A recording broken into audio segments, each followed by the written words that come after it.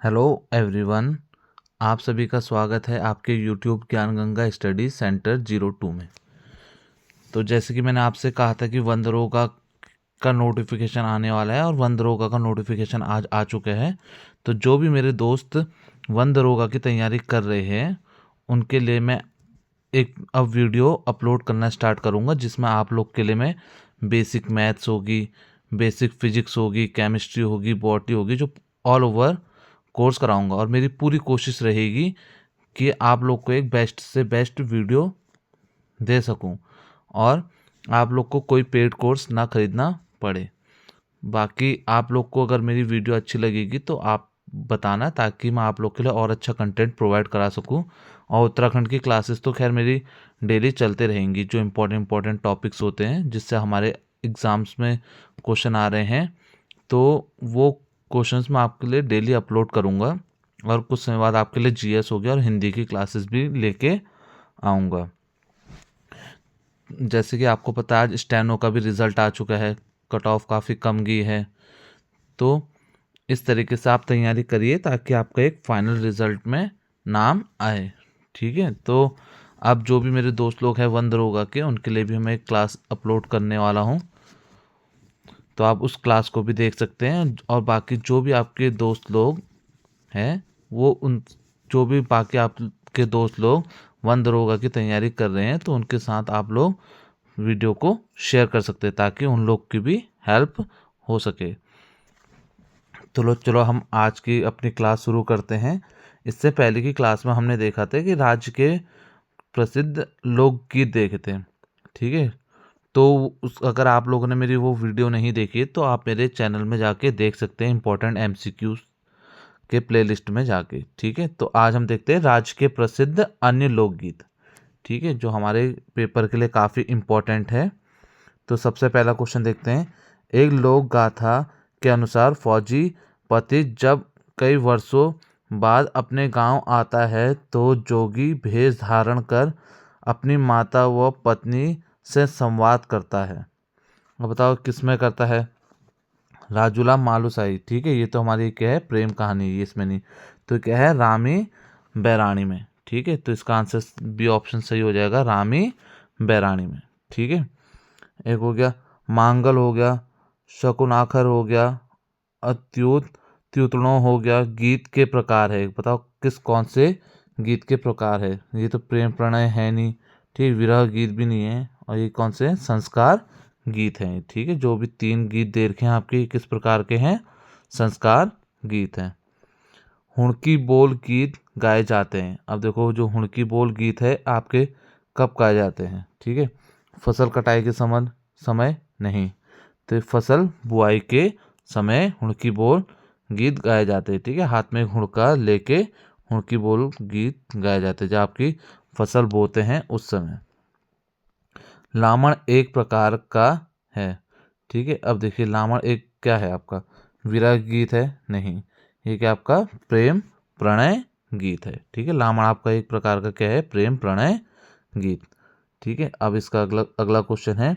एक ऐसा गीत जब पहाड़ी क्षेत्र में महिलाएं घास काटने जाती है तो दूर पशु चारते पुरुषों पर नजर पड़ती है, तो वह उसका परिचय इस गीत के माध्यम से पूछती है। ठीक है, तो कौन सा गीत होता है? कुल्ली चार गीत ये नहीं होते, थड़िया गीत ये भी नहीं होता है, तो ये होता है आपका दूड़ा गीत।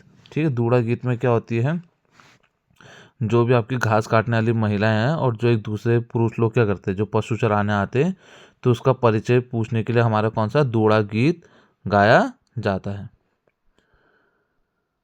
कुमाऊनी क्षेत्र का बैर गीत निम्न में से है। अब देखो, कुमाऊनी क्षेत्र का कौन सा बैर गीत है? तो कौन सा तार्किक प्रश्नोत्तरी गीत को हम यहाँ पर को क्या कहते हैं? बैर गीत कहते हैं। औजी एवं बग्गी जाति के लोग चैत मास में अपने यजमान के यहाँ गाते हैं। अब देखो, जो औजी और बग्गी लोग होते हैं अपने यजमानों के यहाँ कौन सा गाना गाते हैं? तो कौन सा गाते हैं? चैती पसारा गीत गाते हैं। ठीक है, अगला क्वेश्चन है। कुमाऊं क्षेत्र में ठुलखेल गीत गाया जाता है। ठीक है, अब जो हमारे कुमाऊं क्षेत्र है वहाँ पर को आपका ठुलकेल आपका कहाँ कब गाया जाता है, ठीक है। कब गाया जाता है, देखो चैत मास में नहीं गाया जाता है, ठीक है। कौन सा, भाद्र मास में गाया जाता है, ठीक है। अल्लामड़ गीत निम्न में से है, देखो ऊपर भी हमने डिसाइड वो किया था, पढ़ा था कि हमारा लामड़ गीत कौन सा है, प्रणय गीत है, ठीक है। अब अगला क्वेश्चन है, कुलाचार एवं बिरुदावली गीत किस जाति द्वारा गाए जाते हैं, ठीक है। तो आपकी कौन सी जाति द्वारा गाए जाते हैं, भूटिया जनजाति नहीं गाती, से औजी जनजाति गाती है और बग्गी बागी जनजाति गाती है। तो इसका आंसर क्या हो जाएगा, डी ऑप्शन, बी और सी दोनों। अब इसका अगला क्वेश्चन है, गढ़वाल क्षेत्र में किस गीत में नारी हृदय की वेदना एवं उसके सौंदर्य का झलक दिखाई देती है, ठीक है। ये कल के एमसीक्यू में भी बताया था मैंने आपको। बाजू बंद गीत में तो नहीं होता है, झुमैलो गीत में होता है, ठीक है। तो इसका आंसर क्या हो जाएगा 11वें का, बी ऑप्शन। इसका ऋतु संबंधित गीत निम्न में से हैं, ठीक है। ऋतु संबंधित गीत झुमैलो गीत है, फुलदेव व चौमासे गीत भी है और बासंती गीत भी है। तो इसका आंसर आपका क्या सही हो जाएगा, डी ऑप्शन, उपरोक्त सभी। अगला क्वेश्चन है आपका, प्रमुख नित्य युक्त लोकोक्ति है, ठीक है। नित्य युक्त लोकोक्ति कौन सी आपकी, तांदी व थड़िया ये भी है, चौफला व झोड़ा ये भी है और चाचर ये भी है। तो इसका आंसर क्या हो जाएगा, डी ऑप्शन, इनमें से सभी, ठीक है। सारे आपके कौन से नित्य युक्त गीत है। अब हम कुछ क्वेश्चन देख लेते हैं, इंपॉर्टेंट क्वेश्चन, राज्य के प्रमुख वाद्य यंत्र से, ठीक है। तो अब सबसे पहला क्वेश्चन है आपका, निम्न में ऐसा वाद्य यंत्र जिसे बैंड में शामिल किया गया था लेकिन इसका मूल संबंध स्कॉटलैंड में मिलता है, वह कौन सा है, ठीक है। तो इसका आंसर आपका क्या हो जाएगा, देखो बिनाई तो है नहीं, तो कौन सा है, मसक बीन है, ठीक है। इसका बी ऑप्शन आपका सही हो जाएगा, मसक बीन, जो आर्मी बैंड वाले बजाते हैं, ठीक है, उसको हम क्या बोलते हैं, मसक बीन। अब अगला क्वेश्चन है, अलगोजा नामक वाद्य यंत्र बनाया जाता है। देखो अब अलगोजा जो है वाद्य यंत्र किससे बनाया जाता है, ठीक है। लोहे से बनाया जाता है, बिल्कुल नहीं, ये क्या से बनाया जाता है, रिंगाल से बनाया जाता है, ठीक है। इसका बी ऑप्शन से हो जाएगा, रिंगाल से। लोहे से बना वह वाद्य यंत्र जिसे दांतों में दबाकर बजाया जाता है, ठीक है। तो ये कौन सा वाद्य यंत्र होता है, तुरही तो होता नहीं है, मंजीरा भी नहीं होता है, तो कौन सा होता है, बिड़ाई। इसका सी ऑप्शन से हो जाएगा, बिड़ाई, ठीक है। निम्न में से कौन सा वाद्य यंत्र सुमिलित नहीं है, ठीक है। अब देखो कौन सा वाद्य यंत्र आपका सुमिलित नहीं है, मोचंग एक फूक याद वाद्य यंत्र है, बिल्कुल सही बात। तुरही और रणसिंगा ये भी बिल्कुल फूक वाद्य यंत्र है, ठीक है। इसके बाद आता है हुड़की, घन, घन का नहीं है, चर्म वाद्य वह है, क्योंकि चमड़े से बना होता है ना आपके हुड़की, ठीक है। दमाऊ चर्म वाद्य यंत्र है, बिल्कुल सही है, ठीक है। गलत क्या है, सी हुड़की, ये घन दे रखा है बट ये क्या है, चर्म वाद्य यंत्र है। अब अगला क्वेश्चन है, निम्न में से कौन सा वाद्य धातु एवं घन वाद्य के अंतर्गत आते हैं, ठीक है। तो इसमें देखते हैं, विणाई व कांसे की थाली ये दोनों में आते हैं, मंजीरा व घुंघरू ये भी आता है, करताल एवं झांझ ये भी आता है। तो इसका आंसर क्या हो जाएगा, उपरोक्त सभी। अब अगला क्वेश्चन है, निम्न में कौन सा युग्म सम्मिलित है, ठीक है। अब इसका आप हमें बताना है कौन सा आपका युग्म सम्मिलित है। दमाऊ ढोल हुड़की चर्म वाद्य यंत्र है, बिल्कुल सही बात। तुरही रणसिंगा सुश्री या फूक वाद्य यंत्र है, बिल्कुल सही बात। सारंगी एक तारा वीणा तार वाद्य यंत्र है, बिल्कुल सही बात। तो इसका आंसर क्या हो जाएगा, डी ऑप्शन, उपरोक्त सभी। अब अगला क्वेश्चन है, अलगोजा एवं मसक बीन किस प्रकार के वाद्य यंत्र हैं, ठीक है। अभी अभी हमने देखा था कि जो अलगोजा और मसक बीन है कैसे फूक के द्वारा बजाए जाते हैं, तो कौन सा हो जाएगा, सुशिर एवं फूक वाद्य यंत्र। अब अगला क्वेश्चन है, लोहे से निर्मित छोटा सा धातु वाद्य यंत्र जिसे दांतों के बीच में दबाकर बजाया जाता है, ठीक है, वो कौन सा वाद्य यंत्र है आपका, ढोल, ढोल तो नहीं बजाया जाता दांतों से, तो इसका आंसर क्या हो जाएगा, बिणाई। ठीक है, बिणाई क्या होता है, एक छोटा सा वाद्य यंत्र होता है जिससे हमारे क्या है दांतों के बीच दबा के बजाया जाता है।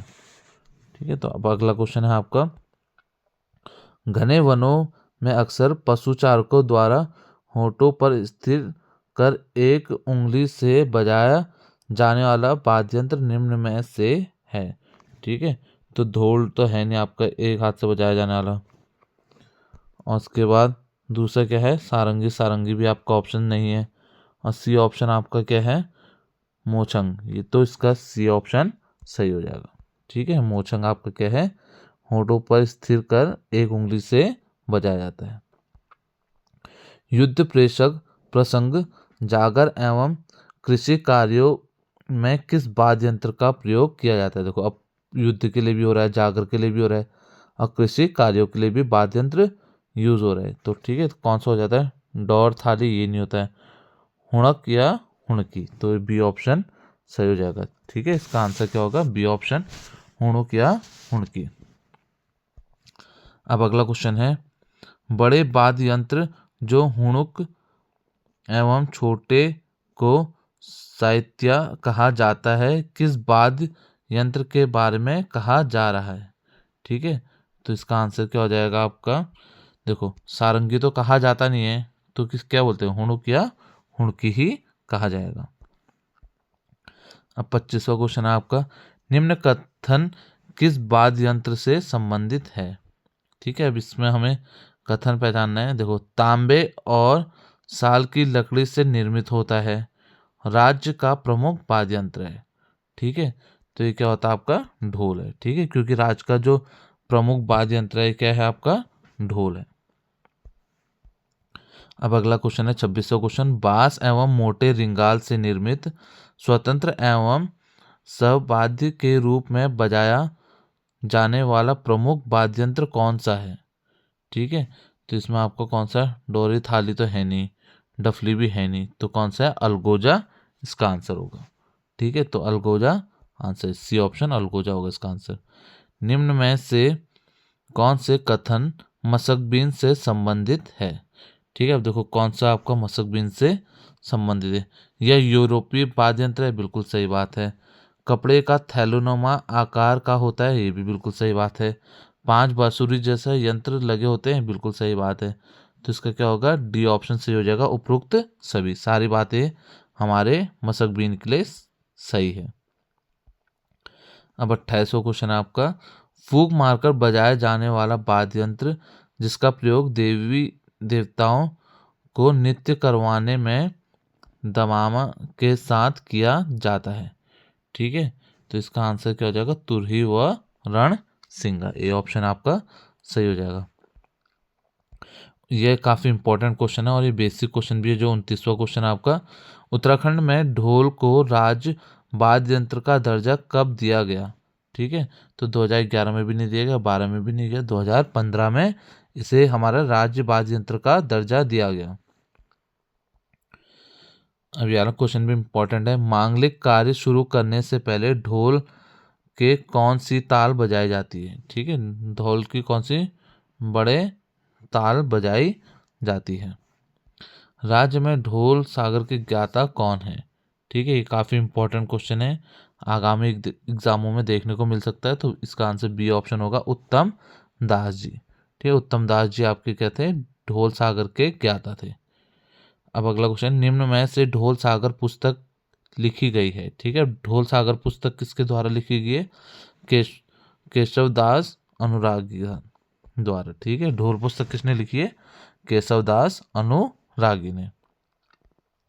अगला और लास्ट क्वेश्चन है आज का हमारा, घुमंतु जनजाति गद्दी का प्रमुख वाद्य यंत्र है। ठीक है, अब जो गद्दी आपकी प्रमुख जनजाति है उसका वाद्य यंत्र क्या है आपका, नगाड़ा तो है नहीं, तो क्या हो जाएगा इसका, सारंगी। तो इसका आंसर क्या होगा, बी ऑप्शन सारंगी। तो आज हमने देखे यहाँ पर को राज्य के प्रसिद्ध अन्य लोकगीत देखे और राज्य के प्रमुख वाद्य यंत्र देखे। ठीक है, ये सारे क्वेश्चन जो आपके, कुछ क्वेश्चन तो ऐसे जो आपके एग्जाम में आए हुए हैं और कुछ क्वेश्चन हैं जो आपके आगामी एग्जाम्स के लिए काफ़ी इम्पोर्टेंट रह सकते हैं और यहाँ से क्वेश्चन देखने को मिल सकते हैं। तो आप लोग को अगर मेरी वीडियो अच्छी लगी होगी तो अपने दोस्तों को शेयर कर सकते हैं, ताकि उन लोग को भी क्या हो सके, हेल्प हो सके। ठीक है, अगर आपको मेरी वीडियो पसंद आई है तो आप चैनल को क्या कर सकते हैं, लाइक कर सकते हैं और सब्सक्राइब कर सकते हैं। तो वीडियो देखने के लिए आपका बहुत बहुत धन्यवाद। और बाकी जो भी मेरे दोस्त लोग हैं जो वन दरोगा की तैयारी करवा रहे हैं, तो उनके लिए मैं कल से क्लासेस लेके आऊँगा, ज़रूर आऊँगा। और जो भी उनको डाउट्स होंगे, जो भी क्वेश्चन, जो भी आपका टॉपिक ज़्यादा टफ होगा, तो आप लोग मेरे को कमेंट कर सकते हैं। मैं उसी पे आप लोग के लिए एक सरल से सरल तरीके से एक वीडियो लेके आऊँगा, जो यूट्यूब आपको मैं फ्री में प्रोवाइड कराऊँगा। ठीक है, पेड कोर्स भी आपको लेने की ज़रूरत नहीं है। वन दरोगा की मैं आपको फ्री में ही काफ़ी सारे कंटेंट प्रोवाइड करवा दूँगा। तो वीडियो को देखने के लिए आपका बहुत बहुत धन्यवाद। Thanks for watching.